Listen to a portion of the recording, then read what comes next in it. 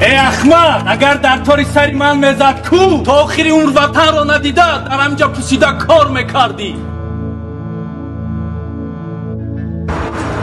تو چی نگاه داری؟ بیچاره بردی؟ چیش رئیس اینجا خانه یا چطور؟ تست اسکوپ که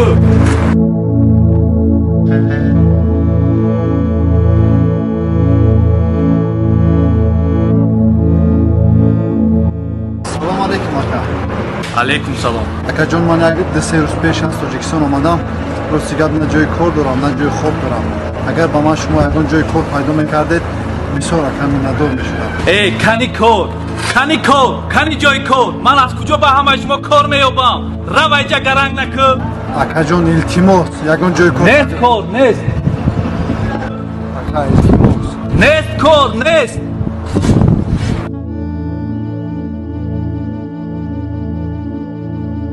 سلام علیکم. علیکم سلام. برادر سازی خوبه؟ شکر رحمت برادر جان من یک 2 روز پیش از تاجیکستان آمدم. راستی نه جای کار دارم نه جای زیست دارم. از این رئیس جای کار پرسیدم. بسیار دغلانه رفتار کرد. اگر شما یگان جای کار یا که اقلا جای زیست دونید التماس دستگیری کنید. زیغ نشو برادر. از جوانمردهایی که ما رو دستگیری میکنن جای خوبش رو میابیم بعد برای کار صحبت میکنیم. رحمت برادر. نمیارم.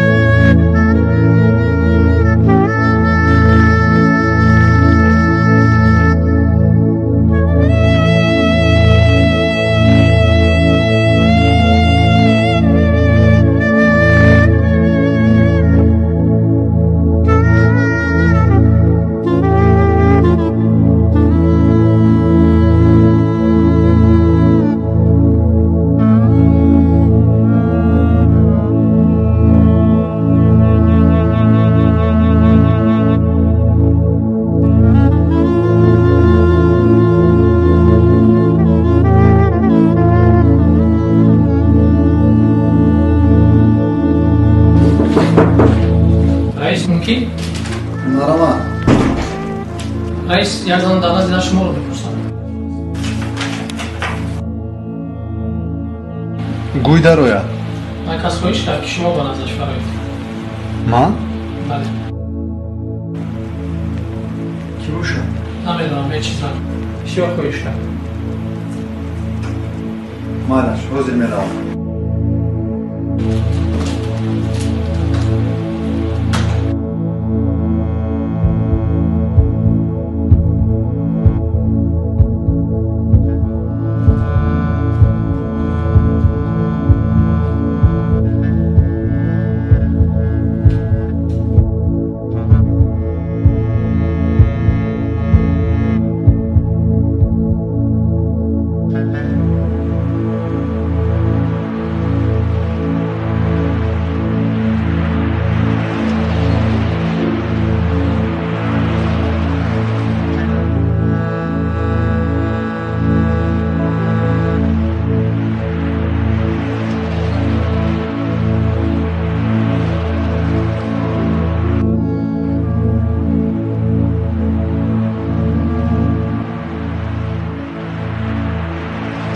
سلام علیکم. و علیکم بسلام. رئیس جان شما احترامانه خواهش دارم. بسیار فهمیدیم که شما آدم خیرخواه پاکدل و کسانی که نیازمندن شما کمک زیاد میرسید. شوهر من 3 سال پیش از روسیه معیوب اومده بود. یگان کارخانه رو به کار قبول نمیکنه. ما احتیاج به شما داریم که او رو به کار قبول کنیم. یا اینکه مرا یا اینکه شوهرم رو به کار بیه. کودکایم بیمارن و زندگیمون در سطح خیلی پست است. از شما کمک میخوایم التماس. عین حال شوهرتون در کجاست؟ شوهر من انا در آنجاست. بیچاره معیوب است.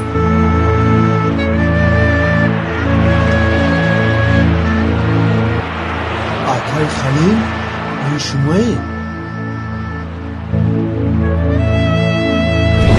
ای احمق، اگر در طوری سری من میزد کو تا آخری عمر وطن رو ندیده در همجا پوسیده کار میکردی. نه جای کار دارم نه جای خواب دارم. اگر با من شما یکان جای کار پیدا میکردید بسیار کمی ندار میشدم. ای کنی کار کنی جای کار من از کجا به همه شما کار میابم رو اینجا گرنگ نکن تو چی نگاه داری چه خانه یا چطور کسی از کار کن ذهنش برادر از جوانمردهایی که ما رو دستگیری میکنن جای خوبش رو میابیم بعد برای کار صحبت میکنم رحمت برادر نمیارد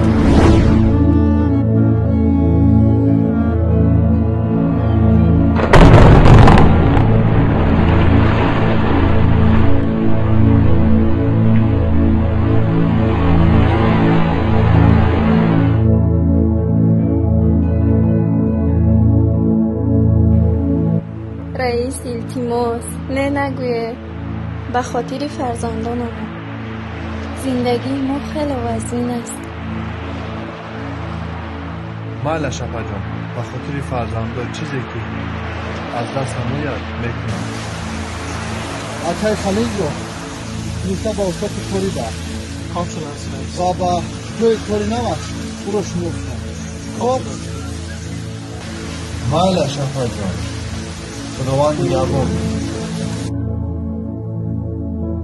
نکوکاران همیشه در رحمت یزدان پاک قرار دارند ولی بدان و بدسرشتان بین جامعه و مردمان آن آبروی و اعتبار ندارند برای آنکه سزاوار نام نیک و رفتار شایسته گردیم باید پیوسته نکوکار و مدد رسان